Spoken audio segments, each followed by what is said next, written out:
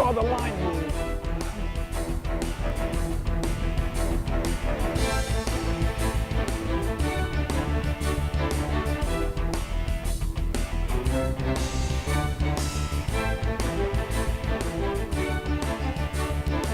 Oh, this one's got a jet black tail on it.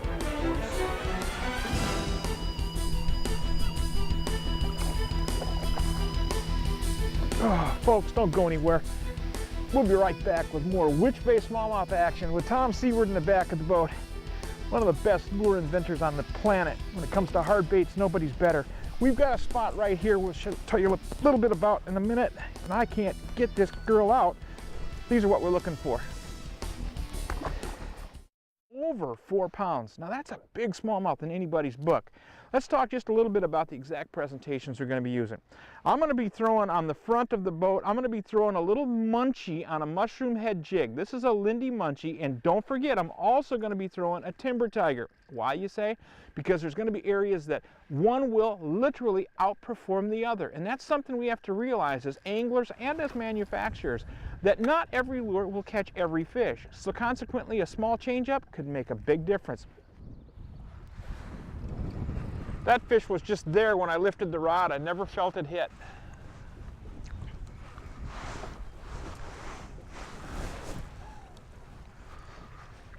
Go ahead, throw in there, big guy.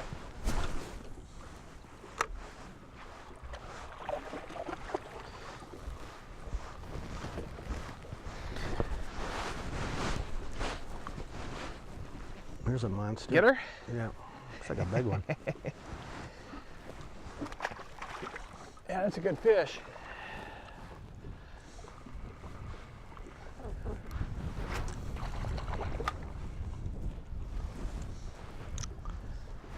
Tearing you up down there, ain't she? Oh, there's the third one. If we could have had 3 rods, it would be a triple. Bye. That She gone? one shook, yeah. Okay. Oh man, she ate that munchie.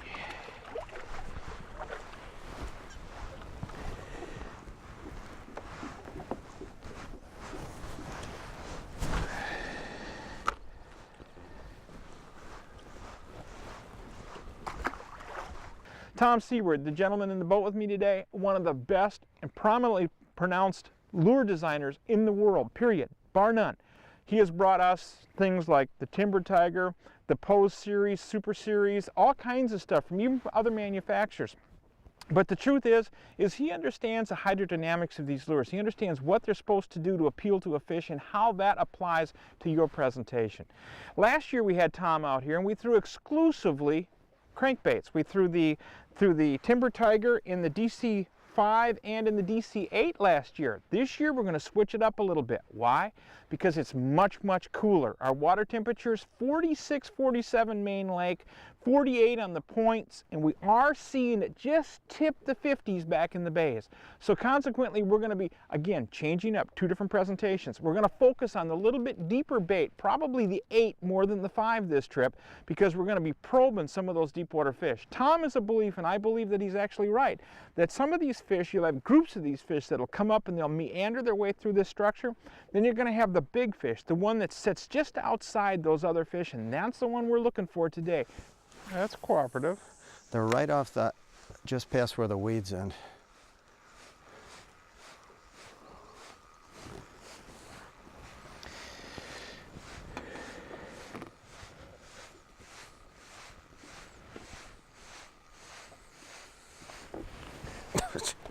Right there, huh? Yeah. Got another one with it.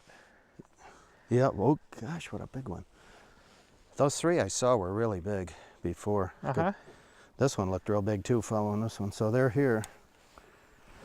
One thing I want to tell you about Tom Seward. Tom's one of those kind of guys that when you get a chance to get in the boat with him, I don't know, he just kind of makes you sit back and makes you think for a couple of minutes about what you're doing and the lures you're throwing and why you're throwing them. You can pick up any bait, I don't care whose it is, you can pick up any bait off the counter, go to the water with it, and probably catch a fish. And then you can pick up one of Tom's creations. That's so. Take that to the water and get bit. And I'm talking serious bit. The reason for that is because he takes into consideration the hydrodynamics of the lure, which means how deep will it dive, how efficiently will it dive, how the action works. Got something. The ability to get it out or into some areas, for instance, in the timber tiger's case, where you can come down in the rocks, you can deflect that right off the rocks as it works its way through, and do it lifelike. Back and forth across this, keeping this boat upwind and off of this structure. Is it a pike? Might be a big pike. No, it's a big smallmouth. Big one. That's a nice fish. Beauty. Yeah. No wonder it was so strong.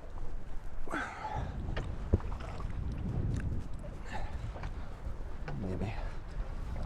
Yeah, this one's about 5 pounds. That fish is over 4. It's over 4. I know that. Way over 4. I just don't want to get hooked here trying to get it. Look at the size of that girl. Oh. They like that emerald shiner. What a football, huh? Just barely caught too. Yeah. What a pretty fish. Look at the thick body. That's a 4.5 pound, 5 pound. That's close to 5 pound fish, isn't it? Yeah. I love their eyes. Yeah. So beautiful. That's one of the prettiest ones I've seen here. Bye, baby. Let me show you something that's really important. Last year, Tom had an opportunity to come up here, like I said, with me, and we fished probably 2 days and witnessed on every day that we were in this one particular area that we had quite a population of emerald shiners that were coming in. So what Tom did, and this gets inside the mind of a creator. This gets inside a mind that says, okay, what do I need to put in their hands to make them a better angler? What do I need to help their day on the water? He's come up with a paint scheme that we're going to be playing with here. Now, folks, don't run to the telephone. Don't go try to call wardens, and don't go try to call them to get this lure. This color's not available. Although, if you go through the color charts, you'll find some that are incredibly close. What he did was tint out the top with a little green on it. Now, that's a green that's found on the back of the emerald shiner. Also have a little bit of spotting going down the edge for just a kind of a contrast break in that color. Sometimes it works, sometimes it really works. The reality is what we're going to do today is throw these things up on the reefs and crank them down.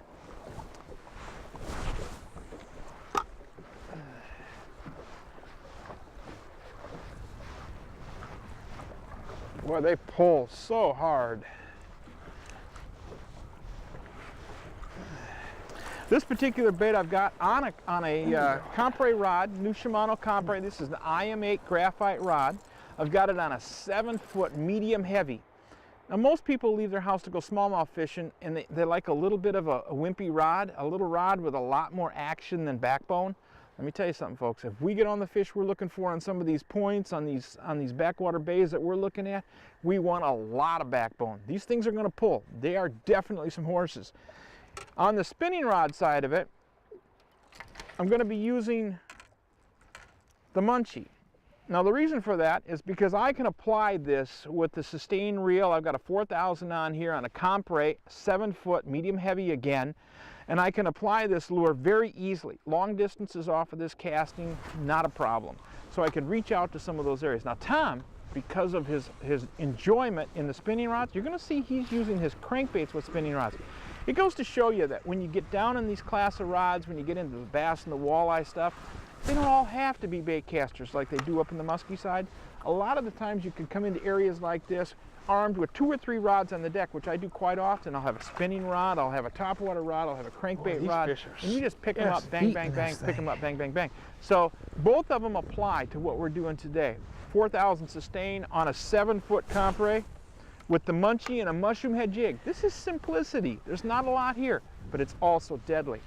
Again, the other combination that we're going to be throwing today, without question, Timber Tigers DC8 and DC5, depending on the depth of the water that we're challenging.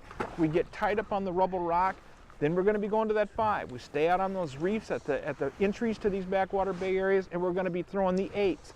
We're going to throw these things up. We're going to keep our rod tips relatively high. I know Tom, if you watch Tom's action when he brings back a crankbait, he is really persistent in keeping that rod at about this angle. He likes that. I, on the other hand, like to keep my rod a little bit lower to the water and I kind of bump and grind my way back. I'll feel the bait hit, I'll feel it deflect, and I'll bring my bait back to the boat. He pulls it up and he controls his depth that way, which is critical, and it's also effective. So I'll tell you what we're going to do today. We're just going to move around as we through out the system. We're going to be covering miles and miles of water today. We're going to go into a bay, we're going to look at it, we're going to go down a shoreline, we're going to fish it, we're going to hit a reef, we're going to fish it. We don't know where they are, and the reason we don't know where they are is because they're in transition. These fish are coming out of the depths, they're moving their way up, and they're getting ready to spawn. In the temperatures that we're playing with today, 48 to say 51, 52 degrees, you can expect these fish really to be here today, gone tomorrow. You can come into a spot, bang, bang, bang, bang, bang, 4 or 5 big fish, come back tomorrow, you may never see a fish. That's smallmouth, folks. Tom's getting them. He's got another one on right there. Oh, that's a 5-pound plus smallmouth. What does it take to promote a high-quality muscular and sport fishery? To promote good fellowship and sportsmanship among men, women, and children? Muskies Incorporated. For more info on Muskies Incorporated, call 1-888-710-8286. That's 1-888-710-8286. When it comes to tackle, I mean, it's not a specific science as much as it is somebody's specific requirements. And in this particular case, most smallmouth fishermen will be throwing lighter action tackle than what we are. We're up here looking for big smallmouth, and our choices are going to be sort of unique. I like throwing bait casters and a rod like the new Compre, 7-foot, medium heavy action, something that gives me the opportunity to cast these baits on a Calais or on a TE. In my mind, perfect. In somebody else's mind, maybe not so perfect. Some people don't like throwing bait casters. The lures do get light, there's no question about it. This lure is much lighter than what we throw for muskies, no question there. But the reality is, with the right rod and reel combination, you can battle the creature and you can present the lure. Now you'll see Tom, as we work our way through this particular show today, you're going to see him work the same baits I am, but he's going to do them on a uniquely different rod. He's going to be throwing spinning equipment. Again, we're throwing a Shimano Compre. These are 7-foot, medium heavies. He's going to be throwing a medium action. This is a medium heavy. It's my jig rod. But he's going to be throwing a sustain, and he also has his favorite reel he brought with him. But for the most part, he's going to have an opportunity to try out this sustain with fluid drags. This is one of the smoothest reels on the planet, bar none. And when you think about pulling crankbait back, think about being able to feel fish, affect that lure when it's coming back, change the direction, change the action, things of that nature. A reel that's incredibly smooth can be an enhancement. On the other hand, I'm going to throw my grubs, I'm going to throw my munchies on my jig heads with exclusively spinning equipment. I'm down to 3/8 quarter-ounce jigs, dabbing in the light water. I don't have a lot of weight to throw the lure, so I'm going to choose the spinning rod to do it.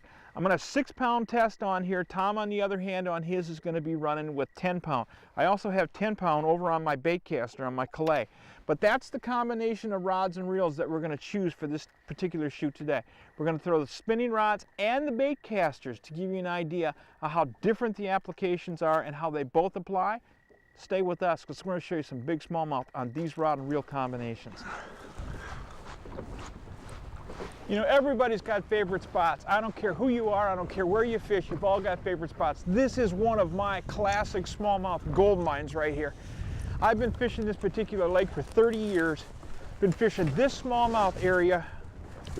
Another one just chased it. Been fishing this smallmouth area for at least 15 and have never seen a boat here, ever.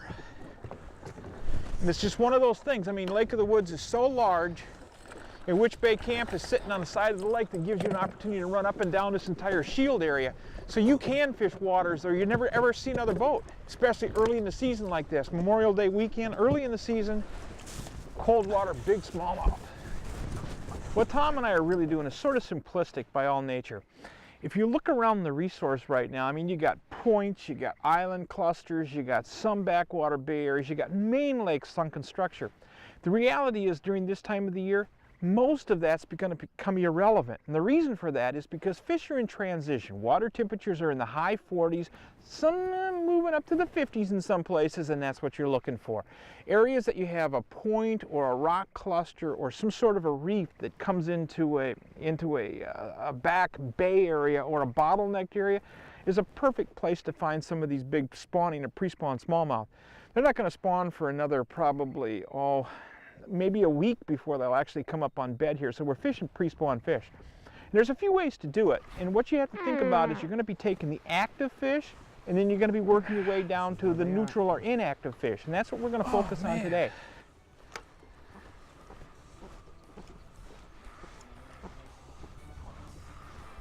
Another cow. Big horse. A horse. All right, so I'm not a farmer. Oh, that's a big, big smallmouth. This is a big smallmouth. Look at this thing. Two together. Oh man. A couple of fives. Oh goodness, come here, come here, come here. I want to lose that one. Oh, look at this. Oh.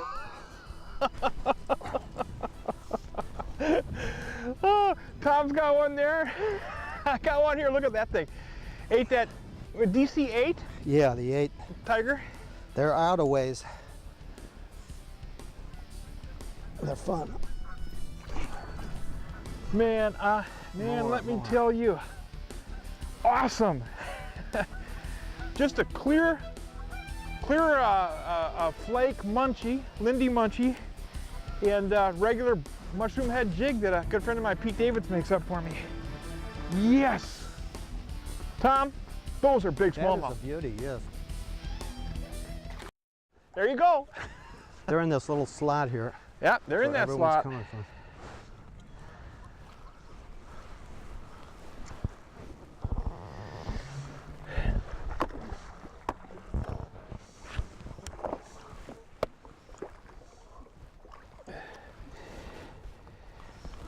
Yes, indeed.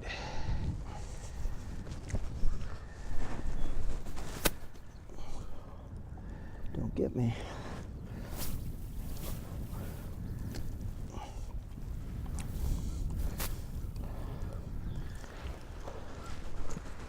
They're pretty, aren't they? Yeah, the eye is what I like. They're beautiful eyes.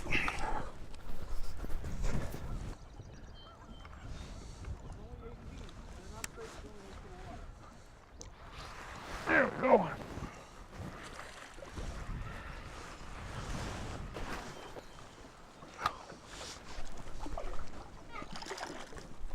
Boy, they're heavy though for their size. Yes, they are. They're deceptive. So I don't break my line lifting them in.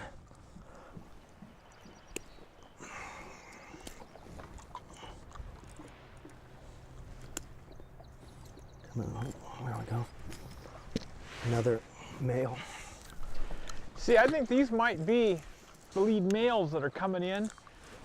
The first 2 points that we hit were coming into this restricted area or spawning area, and we actually caught the bigger fish on those. Yeah, this is ideal because you can actually see what's happening when you're fishing. Yeah. These fish in here seem to be more males. They're good sized fish, but yeah, they seem to be more males. And they also seem, I was gonna say, seem to like that crankbait a lot more than this munchie right now. I don't know. That thing helps find them for me. That's what I like. Yeah. Oh my God. You got her, huh? They're here. I found them. Oh. These are new IM8 Compres. These new rods, they are sweet, aren't they? Yes, I like this rod quite a bit. That's a good fish. Good caster.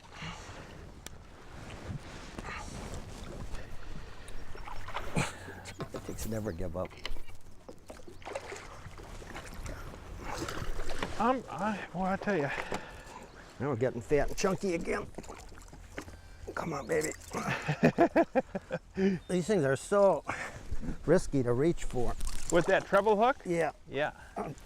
There's a female there, almost certainly. So be really careful taking the. Got her there? Yeah. Yeah, this one might be a female too. Let's see her, Tom. It's got a little leech or something on there. Yeah. I don't think that'll affect their day-to-day travels. You're free, baby. Yeah, they're so chunky and massive. I might not even get to stand back up here. Looks like you timed this trip just right, Bob, because this is actually more fun than, to me, than if they were right in on the shore. You know, Oh, there's yeah. a little thought involved here trying to... Oh, I missed that one. The reality is I want to be ahead of their spawning cycle, okay? We're not going to harvest the fish. We're just out here to enjoy them, test our skills against their keen senses, and take a shot at a few of these things. They're not staged, they're not making beds, they're not doing any of that, they're just moving in. So consequently, any fishing that we do with these hooks and release. In closing today's show, I'd like to say thanks to Steve, Gail, and all the folks at Witch Bay Camps for making this possible. And to remind all who are concerned that it is very important to practice sound catch and release ethics, especially during this pre-spawn period. As we experience these multiple fish days, it becomes very easy to reason that there are plenty of fish for everyone, where in fact we are probably encountering somewhere near the 100% mark of local populations with our presentations, especially during this period.